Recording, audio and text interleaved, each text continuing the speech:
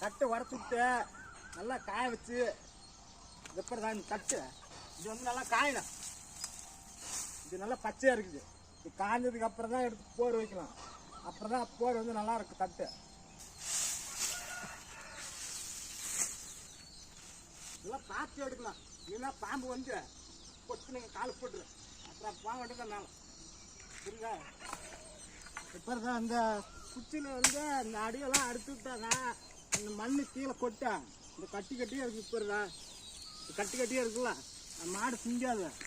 இது இப்படி அறுத்து விட்டு இப்படி அறுத்து விட்டுருந்தா அப்புறம் வந்து எடுத்து போற வச்சுக்கணும்.